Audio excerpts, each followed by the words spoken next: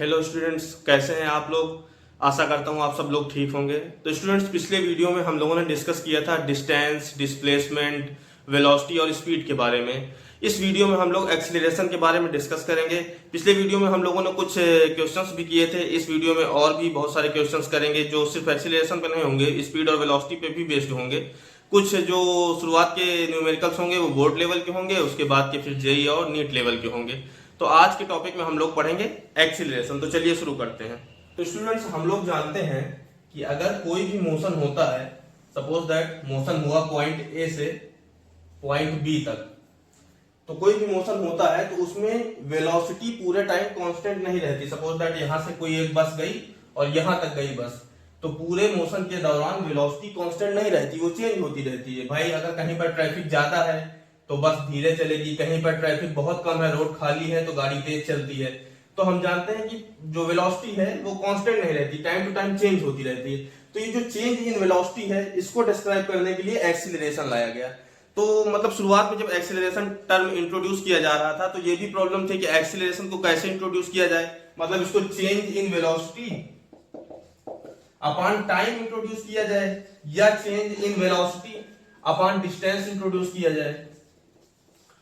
तो मतलब वेलोसिटी को किसके रेस्पेक्ट में चेंज देखा जाए, टाइम के रेस्पेक्ट में या डिस्टेंस के। तो ये एक्चुअल में गैलीलियो के समय में भी प्रॉब्लम थी और ये बात एनसीईआरटी में भी डिस्कस की गई है कि गैलीलियो ने फ्री फॉल पर बहुत सारे एक्सपेरिमेंट्स किए, motion of freely falling bodies पर, और फाइनली वो इस कंक्लूजन पर पहुंचे कि जब भी कोई बॉडी ऊपर से नीचे की तरफ फ्रीली फॉल होती है तो उसमें जो है change of velocity with time वो कांस्टेंट रहता है, लेकिन change of velocity with distance जो होता है वो चेंज हो जाता है समय के साथ साथ। ये चीज कांस्टेंट रहती है फ्रीली फॉलिंग बॉडीज में। तो फाइनली माना गया कि change in velocity upon time जो है ये ज्यादा एक इंपॉर्टेंट फैक्टर है और इसी को एक्सीलरेशन माना गया कि change in velocity with respect to time, इसको हमने एक्सीलरेशन माना। तो चलिए एक्सीलरेशन की हम लोग डेफिनेशन लिख लेते हैं।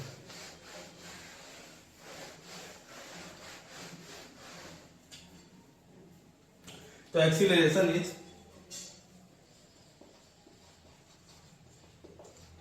is defined as the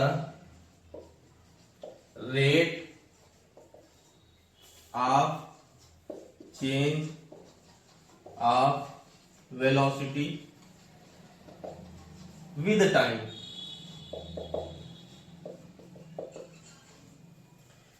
Acceleration is defined as the rate of change of velocity with time. तो एक्सीलरेशन को भी जैसे हमने वेलोसिटी को एवरेज वेलोसिटी पढ़ा था और इंस्टेंटेनियस वेलोसिटी पढ़ा था, वैसे एक्सीलरेशन भी जो होता है वो एक होता है एवरेज एक्सीलरेशन, ऐसे ही लिख लेते हैं पहला, और दूसरा होता है instantaneous acceleration.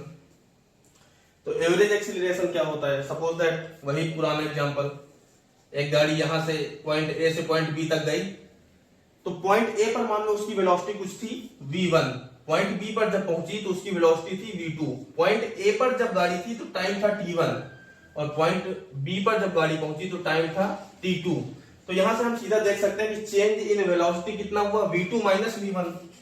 Change in velocity कितना हुआ, v2 माइनस v1, और चेंज इन टाइम कितना हुआ, t2 माइनस t1।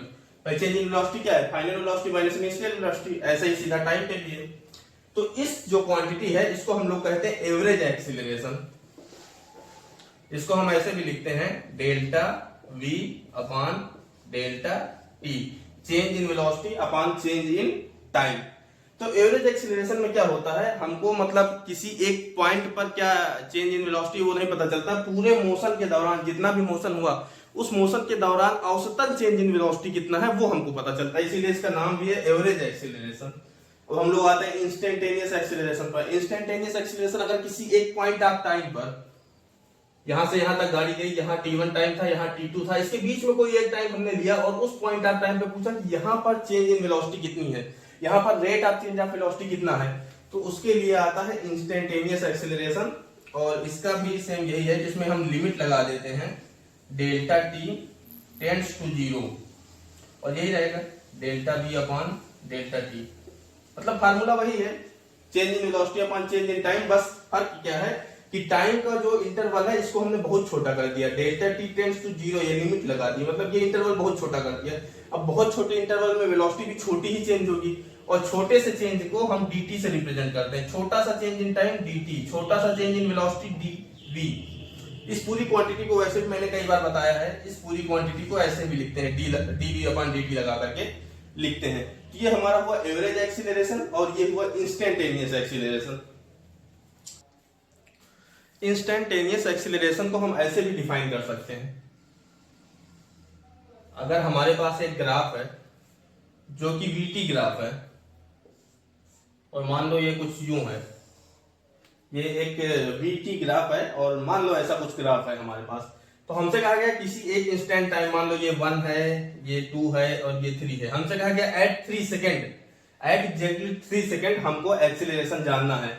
तो 3 सेकेंड के ऊपर हम गए, हमको ये पॉइंट मिला, तो इस पॉइंट पर हम एक टेंजेंट ड्रा करते हैं। ये इसमें थोड़ा सा एग्जैक्टली बन नहीं पाया है, लेकिन आप लोग मान लीजिए टेंजेंट है और ये इस पॉइंट से टच करता हुआ जा रहा है, और ये टेंजेंट कुछ थीटा बना रहा है, तो इसकी हम स्लोप निकाल सकते हैं, स्लोप बराबर tan थीटा, मतलब इस टेंजेंट की हम स्लोप निकाल लेंगे। तो बेसिक चीज यहाँ पर ये है कि अगर हमारे पास कोई vt ग्राफ दिया हुआ है, तो उसके किसी एक इंस्टेंट पर अगर हमें मतलब इंस्टेंटेनियस एक्सीलरेशन निकालना है, तो ये होता है कि उस ग्राफ के उस पॉइंट पर जो स्लोप मतलब जो टेंजेंट होता है उसका जो स्लोप होता है वही एक्सीलरेशन देता है। Slope of tangent in vt graph gives acceleration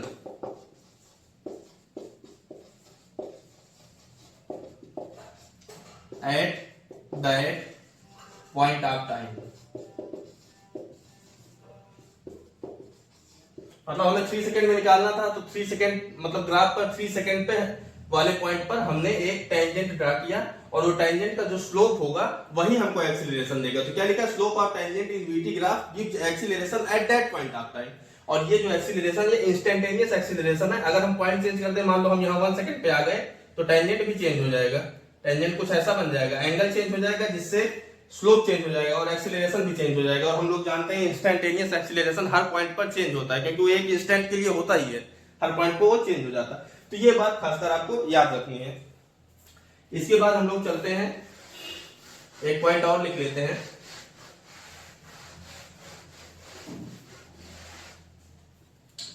जिस प्रकार वेलोसिटी जो होती है, वेलोसिटी कैसे पॉजिटिव भी हो सकती है, निगेटिव भी हो सकती है और जीरो भी हो सकती है। वेलोसिटी पॉजिटिव, नेगेटिव और जीरो होती है। उसी प्रकार जो एक्सीलरेशन है ये भी पॉजिटिव, निगेटिव और जीरो हो सकता है। एक्सीलरेशन जीरो भी हो सकता है, पॉजिटिव भी हो सकता है, निगेटिव भी हो सकता है। अगर हमारे पास एक xt ग्राफ है,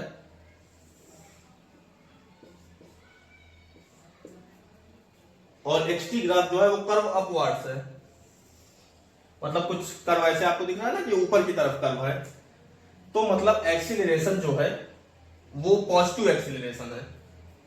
आप यहां से देख भी सकते हैं कि इसको कैसे हम पॉजिटिव एक्सीलरेशन कह सकते हैं। इसको देखिए, ये x है, ये t है। xt ग्राफ में अगर हम किसी भी पॉइंट पर स्लोप निकालते हैं तो क्या उस वक्त की वेलोसिटी देता है। यहां पर अगर हम स्लोप निकालें इस पॉइंट पर, तो यहां की वेलोसिटी मिलेगी। इस पॉइंट पर आप स्लोप निकालिए, यहां की वेलोसिटी मिलेगी। इस पॉइंट पे आप स्लोप निकालिए, यहां की वेलोसिटी मिलेगी। तो आप देखिए ये स्लोप निगेटिव है, ये घट रहा है, ये स्लोप निगेटिव है। तो पहले स्लोप निगेटिव है, फिर यहां पर स्लोप जीरो हो गया, यहां पर स्लोप पूरा जीरो हो गया, क्योंकि ये लाइन एकदम स्ट्रेट लाइन है। tan थीटा मतलब थीटा ही जीरो है, tan थीटा भी जीरो, स्लोप जीरो हो गया। और फिर स्लोप यहां पर देखिए तो स्लोप पॉजिटिव है। अब देखिए यहां पर स्लोप पॉजिटिव है, क्योंकि लाइन x मतलब x में हम बढ़ रहे हैं, मतलब t में बढ़ रहे हैं, तो ये लाइन भी बढ़ रही है, तो मतलब स्लोप पॉजिटिव है। तो यहां से अगर हम लोग देखें तो हम ये देख रहे हैं कि समय के साथ साथ वेलोसिटी बढ़ रही है। पहले वेलोसिटी निगेटिव थी, फिर वेलोसिटी जीरो हुई, फिर वेलोसिटी पॉजिटिव हुई। ये जो स्लोप है ये क्या है, xt ग्राफ पर जो स्लोप होता है वो वेलोसिटी ही बताता है। तो पहले वेलोसिटी निगेटिव थी, फिर वेलोसिटी जीरो हुई, फिर वेलोसिटी पॉजिटिव हुई, तो वेलोसिटी तो बढ़ रही है ना ओवरऑल। निगेटिव मान लो पहले -2 थी, अब जीरो हो गई, अब +2 हो गई, तो ओवरऑल तो बढ़ रही है ना।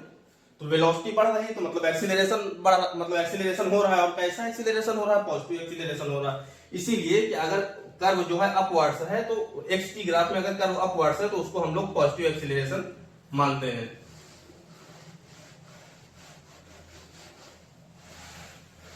अगर यही कर्व जो है ये डाउनवर्ड्स है, मान लो ऐसा कर्व है, ये कुछ यूं है डाउनवर्ड्स और ये एक्स टी ग्राफ है, तो ये निगेटिव एक्सीलरेशन को शो कर रहा है। ये निगेटिव एक्सीलरेशन को शो कर रहा है। और इसमें भी देखते हैं एक्स टी ग्राफ के अगर किसी पॉइंट पर हम स्लोप लेंगे तो हमको वेलोसिटी एट दैट पॉइंट पता चलेगी। मान लो हमने यहां इस पॉइंट पर स्लोप लिया, हमको यहां पर वेलोसिटी पता चली। यहां पर वेलोसिटी क्या है? पॉजिटिव।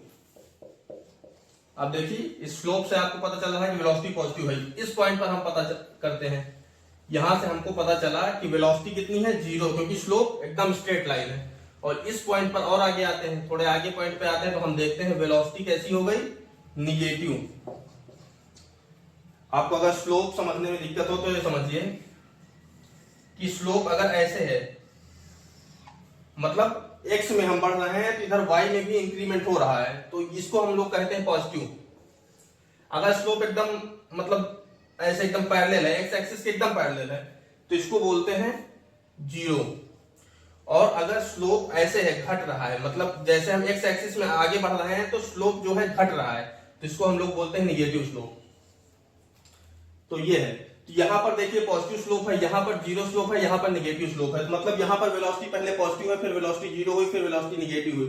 मतलब पहले +2, फिर 0, फिर -2। तो देखो ये घट रही है ना वेलोसिटी, और वेलोसिटी घट रही है तो मतलब एक्सीलरेशन तो हो रहा है क्योंकि वेलोसिटी चेंज हो रही है। और वेलोसिटी घट रही है तो एक्सीलरेशन कैसा? Negative acceleration. इसीलिए जब भी ग्राफ डाउनवर्ड्स कर्व रहता है, x T graph downwards curve रहता है, तो उसको हम लोग कहते हैं निगेटिव एक्सीलरेशन। ऐसा है कुछ, तो ये निगेटिव एक्सीलरेशन को शो करता है ये ग्राफ। और 0 एक्सीलरेशन मतलब अगर एक्स टी ग्राफ है और वो स्ट्रेट लाइन है, मान लीजिए ये स्ट्रेट लाइन है, ये एक्स टी ग्राफ है और ये एक स्ट्रेट लाइन है, तो ये 0 एक्सीलरेशन। कैसे 0 एक्सीलरेशन? मान लीजिए हमने इस पॉइंट पर वेलोसिटी, मतलब एक्स टी ग्राफ है, तो उसके किसी पॉइंट का अगर हम स्लोप निकालेंगे तो वहां पे वेलोसिटी निकल आएगी। तो ये देखिए इस पॉइंट का स्लोप कैसे निकलेगी? इसी लाइन को एक्सटेंड कर लीजिए आप, यहाँ कुछ एंगल थीटा बना रहा है, या ऐसे कर लीजिए, यहाँ एंगल थीटा बना रहा है। अब किसी दूसरे पॉइंट पर हम स्लोप निकालने की कोशिश करते हैं तो यहाँ पर भी ये एंगल थीटा ही बना रहा है। तीसरे पॉइंट पे आप स्लोप निकालेंगे, यहाँ पर भी एंगल थीटा बना रहा है। हम लोग जानते हैं स्ट्रेट लाइन के हर पॉइंट पर जो स्लोप होता है वो सेम ही होता है। तो मतलब अलग अलग पॉइंट पर स्लोप नहीं चेंज हो रहा है, मतलब अलग अलग पॉइंट पर वेलोसिटी नहीं चेंज हो रही है। और अगर वेलोसिटी चेंज ही नहीं हो रही तो एक्सीलरेशन तो 0 हुआ। तो इसलिए अगर एक्स टी ग्राफ एक स्ट्रेट लाइन है तो एक्सीलरेशन क्या होता है? 0। ये 3 पॉइंट्स आप लोग नोट कर लीजिए। सपोज स्टूडेंट्स हमें एक वीटी ग्राफ दिया है और ये मान लो कर्व है ऐसे, तो वीटी ग्राफ के एक पॉइंट और नोट करने लायक है कि मतलब इसमें जो ग्राफ होता है उसके अंदर जो एरिया होता है वो डिस्प्लेसमेंट हमें बताता है। मतलब वीटी ग्राफ के अंदर जो एरिया होता है वो डिस्प्लेसमेंट बताता है। इसको साइड में लिख भी लेते हैं, द एरिया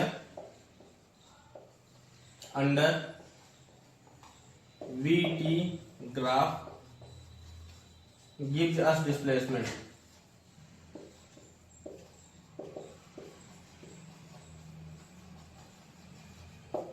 ये हमको डिस्प्लेसमेंट देता है। मान लीजिए यहां पर कुछ टाइम है t1, यहां पर कुछ टाइम है t2, तो यहां से हम ऊपर जाते हैं, यहां पहुंचे, यहां से भी ऊपर जाते हैं, यहां पहुंचे। अब ये जो पूरा एरिया है, ये जो पूरा एरिया है ये हमको डिस्प्लेसमेंट देगा। और डिस्प्लेसमेंट किस टाइम के बीच, मतलब t1 से t2 के बीच में कितना डिस्प्लेसमेंट हुआ, ये हम इस एरिया से पता कर सकते हैं। सिंपली इतना ही लिखना है, the area under VT graph gives us displacement. अगर ये टाइम हम चेंज कर देते, ये टाइम हम कुछ यहां ले लेते t1, तो ये एरिया चेंज हो जाता। ये हम यहां ना लेकर के फिर यहां से ऐसे खींचते, और ये जो अंदर का एरिया आता ये हमको डिस्प्लेसमेंट देता। कितना डिस्प्लेसमेंट? टाइम t1 से t2 के बीच में हुआ डिस्प्लेसमेंट हमें यहाँ से पता चल जाता। अब हम लोग करेंगे कुछ क्वेश्चंस एक्सीलरेशन, वेलोसिटी और स्पीड पर बेस्ड। तो स्टूडेंट्स अब जो हमारा क्वेश्चन है वो ये है, an athlete takes 2.0 seconds to reach his maximum speed of 18.0 kilometre per hour. कोई एथलीट है, मतलब दौड़ने वाला धावक है, जो 2 सेकंड में वो 0 से 18 किलोमीटर प्रति घंटे की रफ्तार पकड़ लेता है। What is the magnitude of his average acceleration. ये बोर्ड लेवल के क्वेश्चन है। What is the magnitude of his average acceleration. तो आपको निकालना क्या है, एवरेज एक्सीलरेशन।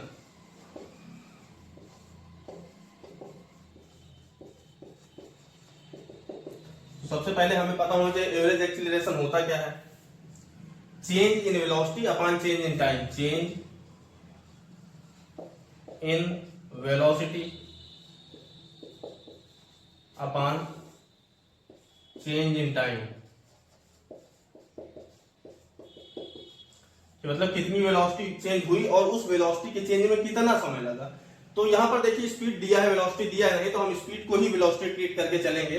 तो पहले धावक 0 था, मान लो खड़ा है एकदम 0 पर है और 2 सेकंड में वो मैक्सिमम स्पीड पकड़ लेता है 18 किलोमीटर पर आवर की। तो चेंज इन वेलोसिटी कितना हुआ, 0 से 18 किलोमीटर, तो चेंज कितना हुआ, 18 ही हुआ। भाई इनिशियल वेलोसिटी कितनी, सॉरी फाइनल वेलोसिटी कितनी, 18। इनिशियल वेलोसिटी कितनी, 0, क्योंकि वो खड़ा है। और चेंज इन टाइम, ये उसको परिवर्तन करने में कितना समय लगा, 2 सेकंड का समय लगा, 2। तो एक चीज हमें ध्यान रखना है, ये जो 18 माइनस 0 है, मतलब ये जो वेलोसिटी दी है किलोमीटर अपॉन आवर में दी है और ये टाइम हमें सेकंड में दिया है, तो ये हमें एक ही यूनिट में लाना होगा। तो जो 18 किलोमीटर आवर है इसको हमें सेकंड में चेंज करना पड़ेगा, मतलब मीटर पर सेकंड में चेंज करना पड़ेगा। तो इसको देखते हैं, 18 किलोमीटर पर आवर, इसको मीटर पर सेकंड में कैसे चेंज करेंगे। 18 किलोमीटर को हम 18,000 मीटर लिख सकते हैं, आसानी से लिख सकते हैं। 1 आवर को हम 3600 सेकंड से लिख सकते हैं, बिल्कुल लिख सकते हैं। यहां से हम 2 जीरो काट दिया। अब आप देखिए 18 2 जा, यहाँ क्या बचा 10 और 2 से 5, तो बचा क्या 5 मीटर पर सेकंड। मतलब 18 किलोमीटर पर आवर को हम मीटर पर सेकंड में क्या लिख सकते हैं, 5 मीटर पर सेकंड। तो अब हम लोग यही करेंगे, हाँ इसको इधर लिख लेते हैं। ऊपर जो चेंज इन वेलोसिटी हुई उसको हम क्या लिख सकते हैं, 5 मीटर पर सेकंड, 5 मीटर पर सेकंड। और नीचे टाइम टेकन कितना है, 2 सेकंड्स। तो ये टोटल एक्सीलरेशन आएगा कितना, ये कितना आएगा 2.5 भाई 5 अपॉन 2 2.5। और एक्सीलरेशन की यूनिट भी क्या होती है, मीटर सेकंड माइनस 2। तो आपका ये आंसर आया 2.5 मीटर पर सेकंड स्क्वायर भी बोलते हैं, सेकंड माइनस 2 भी बोल सकते हैं। तो यहाँ पर फिर से एक बार क्वेश्चन को देख लीजिए। An athlete takes 2.0 second to reach his maximum speed of 18.0 kilometre. Basic concept यही है, कोई एथलीट है वो एकदम से रेस्ट पर है, उसको 2 सेकंड लगते हैं मैक्सिमम स्पीड पे पहुंचने में। तो चेंज इन वेलोसिटी कितनी हुई भाई, पहले 0 पे था, अब फाइनली वो 18 किलोमीटर पहुंच गया, तो चेंज इन वेलोसिटी कितना हुआ, 18 किलोमीटर पर आवर। उसी 18 किलोमीटर पर आवर को हमने मीटर पर सेकंड में कन्वर्ट किया, तो कितना है 5 मीटर पर सेकंड। तो चेंज इन वेलोसिटी 5 मीटर पर सेकंड, टाइम टेकन 2 सेकंड, तो एक्सीलरेशन कितना है 2.5 मीटर पर सेकंड स्क्वायर। और यही एवरेज एक्सीलरेशन है आपका। स्टूडेंट्स अब हमारा नेक्स्ट क्वेश्चन है, the relation between time t and distance x is t equal to alpha X square plus beta X, where alpha and beta are constants. The relation between acceleration a and velocity v is.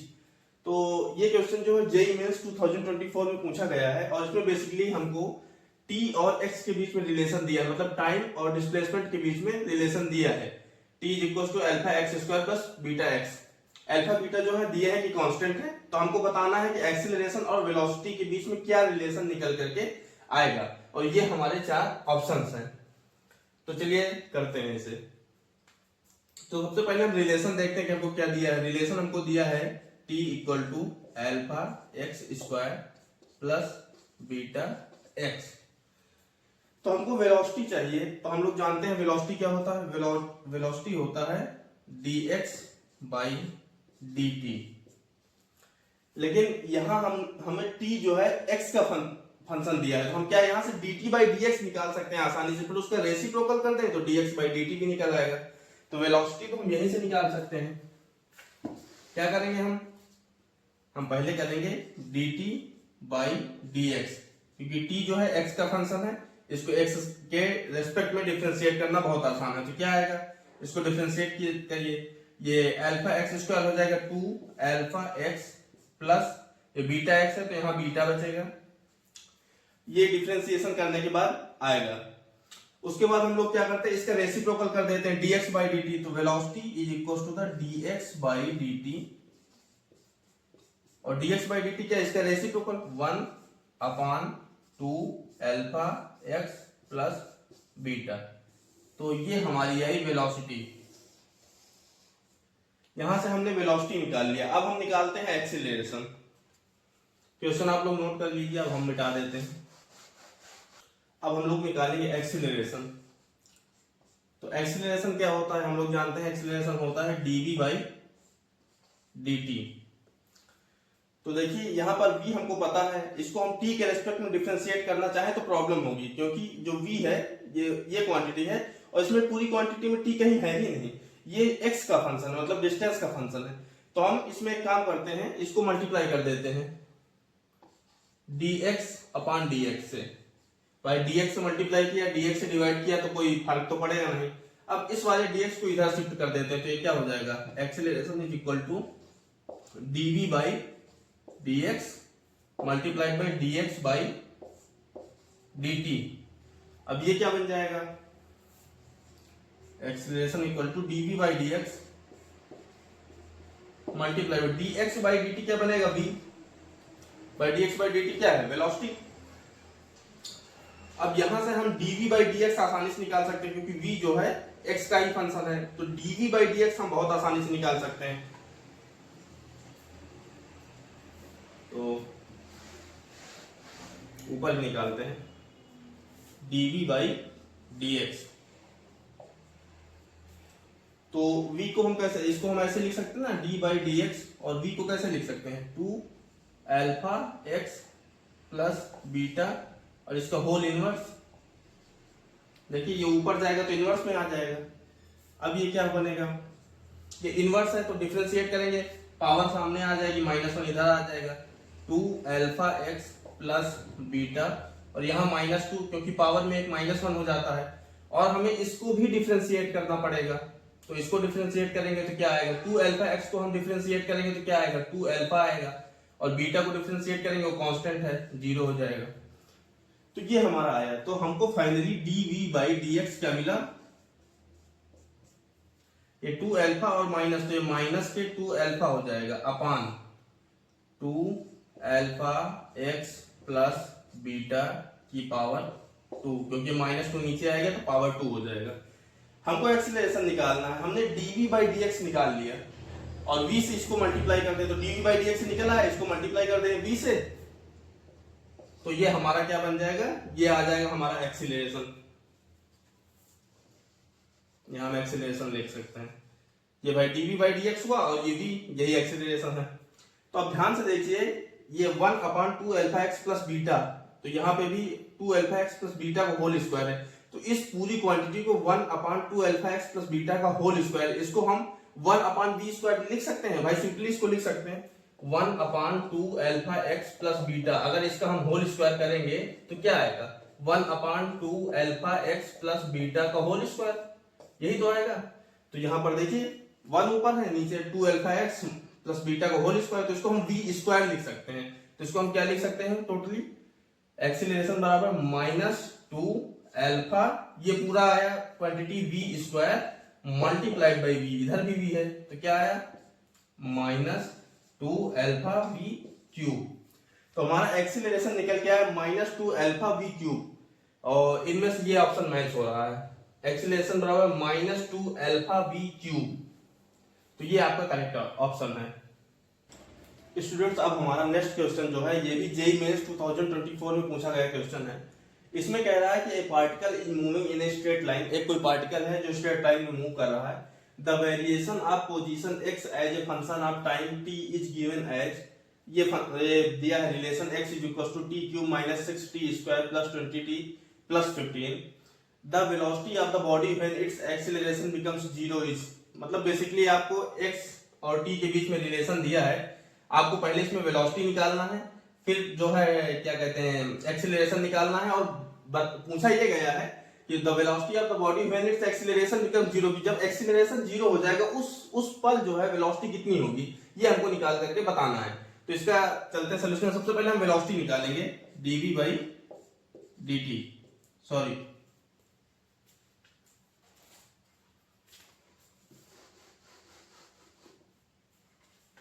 तो सबसे पहले हम velocity निकालेंगे dx by dt।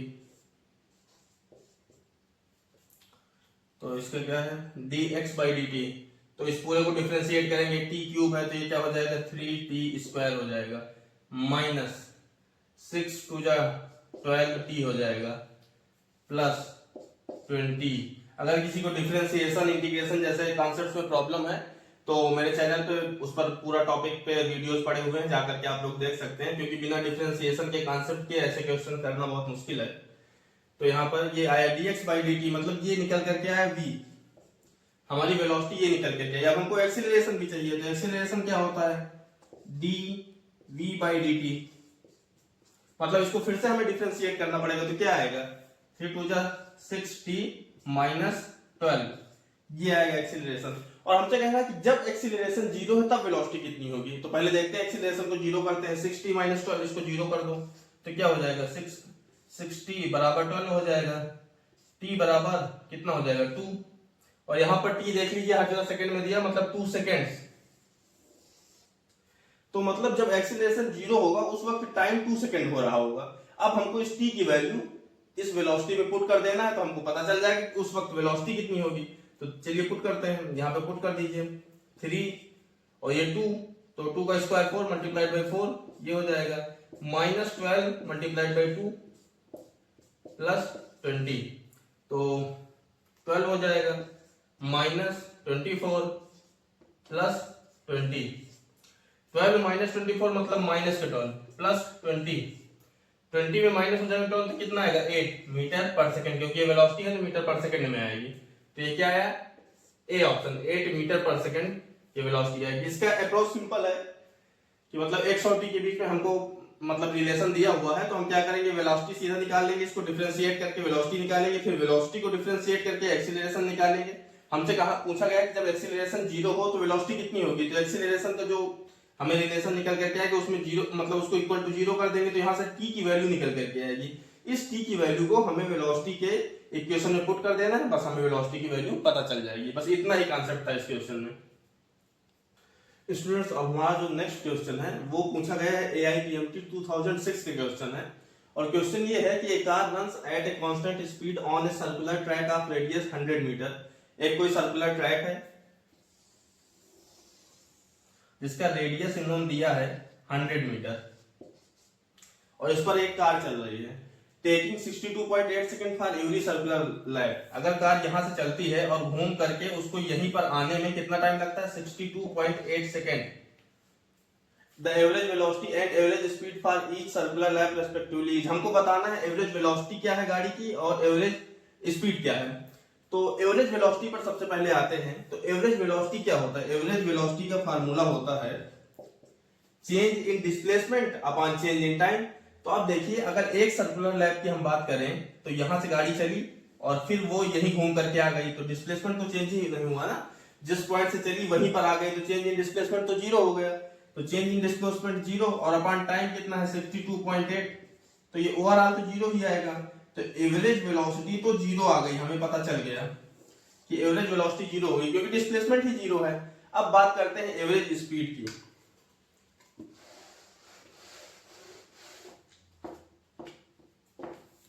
Average speed का formula होता है distance covered upon time taken.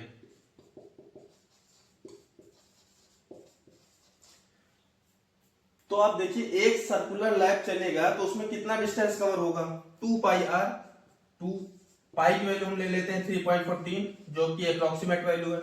Are 100 metre दिया हुआ है 100 मीटर, और एक पूरा लैप चलने में समय कितना लग रहा है 62.8 सेकेंड। 62.8 सेकेंड। अब बस कैलकुलेशन है, अगर हम लोग इसको सॉल्व करें तो इधर सॉल्व कर लेते हैं। ये 2 जीरो से ये क्या हो जाएगा 2 मल्टीप्लाइड बाई 314 हो जाएगा अपान 62.8। तो अगर यहाँ पे एक जीरो बढ़ा दे तो इस पॉइंट को हम हटा सकते हैं। अब अगर हम इसको मल्टीप्लाई करें तो क्या आएगा 6280, 3140 को मल्टीप्लाई करेंगे 2 से तो 6280 आएगा और अपान 628, तो ये कितना आएगा कट करके 10 आएगा। तो आंसर क्या आया 10 मीटर पर सेकेंड भाई 6280 ये मीटर्स में है और 628 ये सेकेंड्स में है, तो इसको काटेंगे तो ये 10 आएगा और मीटर पर सेकेंड हो जाएगा। तो हमें जो एवरेज स्पीड मिली वो क्या मिली 10 मीटर पर सेकेंड और एवरेज वेलोसिटी क्या मिली 0। तो इसमें से कौन सा ऑप्शन है, ये तो गलत है। 0 10 मीटर पर सेकेंड ये सही है, ये गलत है क्योंकि इसमें एक्सेलरेशन दिया है और इसमें भी एक्सेलरेशन की वैल्यू सॉरी इसमें वेलोसिटी दी इसमें भी वेलोसिटी की वैल्यू, तो ये तो दोनों गलत ही हुए। ये एग्जैक्टली करेक्ट है, वेलोसिटी 0 स्पीड जो है 10 मीटर पर सेकेंड। तो स्टूडेंट्स आज हम लोगों ने एक्सेलरेशन को पढ़ लिया, बहुत सारे क्वेश्चन सॉल्व करिए स्पीड वेलोसिटी और एक्सेलरेशन टॉपिक पर बेस्ड। अब जो हमारा नेक्स्ट टॉपिक होगा वो होगा मोशन इन यूनिफॉर्म एक्सेलरेशन, उस पर हम पढ़ेंगे। और अगर आप लोगों को मेरा वीडियो अच्छा लगता है तो लाइक शेयर सब्सक्राइब किया करिए और मेहनत करते रहिए। फिर से मिलते हैं।